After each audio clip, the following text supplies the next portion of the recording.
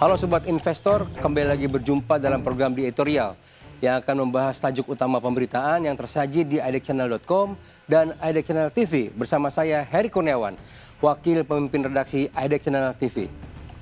Fajar baru di pasar modal Indonesia menyingsing pada awal Januari 2026 dengan semangat yang berbeda di Gedung Bursa Efek Indonesia.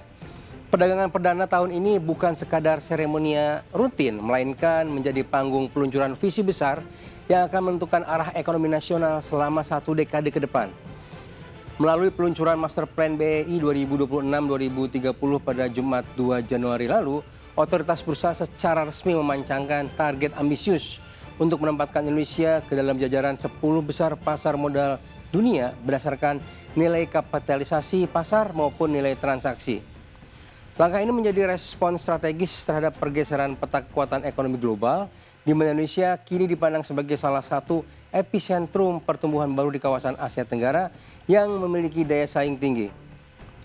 Visi besar 2030 tersebut didasarkan pada 4 pilar utama yang saling terintegrasi. Keempat pilar itu adalah membangun pasar modal yang lebih inovatif, menjunjung tinggi transparansi, menciptakan iklim inklusi bagi seluruh lapisan masyarakat, serta memastikan konektivitas internasional yang lebih erat.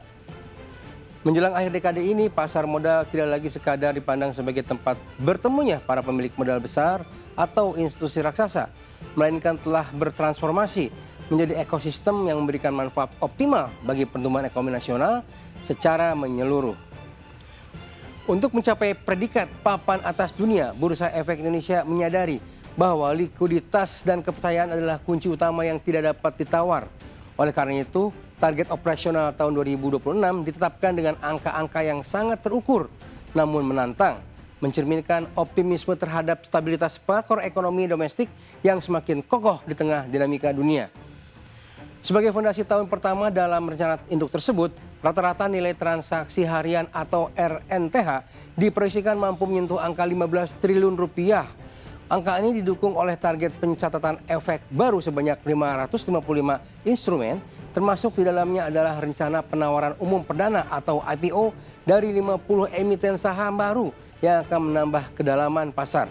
Diversifikasi emiten ini diharapkan tidak hanya datang dan bersumber dari sektor konvensional seperti perbankan atau pertambangan, tetapi juga merangkul perusahaan berbasis teknologi tepat guna dan industri hijau yang saat ini tengah menjadi prima dona di mata investor global.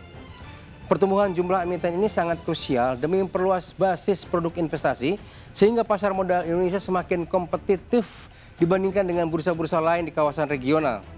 Di sisi lain, perluasan basis investor domestik tetap menjadi prioritas guna memperkuat ketahanan pasar terhadap guncangan eksternal yang mungkin terjadi.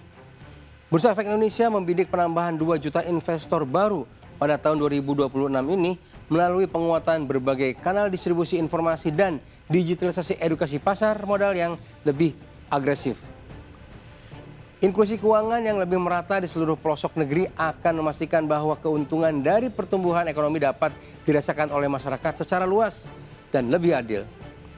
Sinergi antara otoritas bursa dengan seluruh stakeholder, mulai dari emiten, anggota bursa, hingga para pelaku pasar menjadi prasyarat mutlak agar Master Plan 2026-2030 dapat terlaksana dengan baik dan memberikan manfaat nyata bagi perekonomian. Transformasi pasar modal Indonesia pada 2026 juga mendapatkan dorongan besar dari peran sentral dan Danantara. Institusi baru ini diproyeksikan menjadi penggerak utama atau katalis yang mampu mengangkat nilai valuasi pasar saham Indonesia ke level yang jauh lebih tinggi.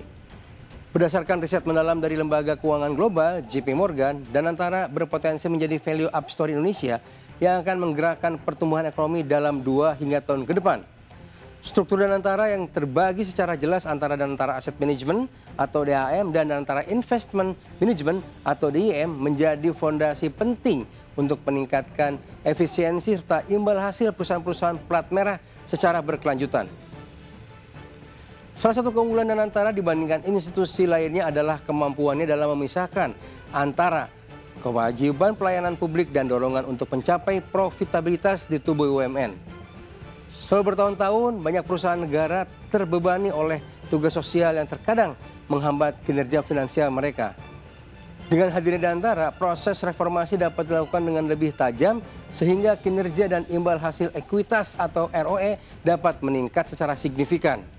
Pasar modal telah memberikan respon sangat positif terhadap inisiasi ini, di mana saham-saham BUMN non-bank tercatat telah mengungguli indeks MSCI Indonesia lebih dari 25% sepanjang tahun berjalan, terutama didorong oleh kenaikan valuasi yang optimistis. Dan antara juga membawa napas baru bagi hal fleksibilitas pembiayaan yang tidak terikat oleh batasan defisit fiskal 3% seperti anggaran pemerintah pada umumnya. Lembaga ini memiliki otoritas untuk menghimpun pendanaan eksternal, mengelola investasi dan menyalurkan belanja guna mendorong pertumbuhan ekonomi yang lebih cepat. Kapasitas penyaluran kas dari Danantara pada tahun 2026 diperkirakan mencapai sekitar 12 miliar dolar Amerika Serikat. Angka ini setara dengan tambahan 0,8% terhadap produk domestik bruto Indonesia. Jumlah tersebut belum termasuk efek pengganda dari berbagai proyek strategis yang didanai oleh lembaga tersebut di sektor-sektor prioritas nasional.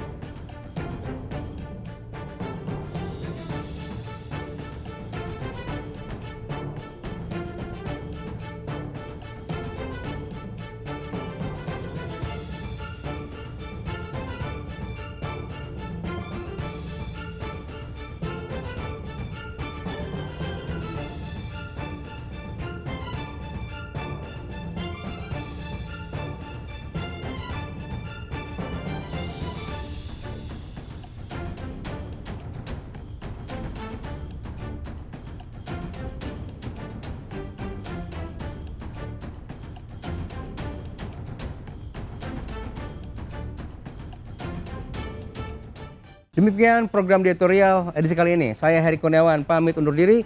Pantau terus berita ekonomi bisnis dan pasar modal hanya di IDX Channel TV, idxchannel.com dan media sosial IDX Channel. Sampai jumpa. Jangan lupa untuk tetap selalu bahagia.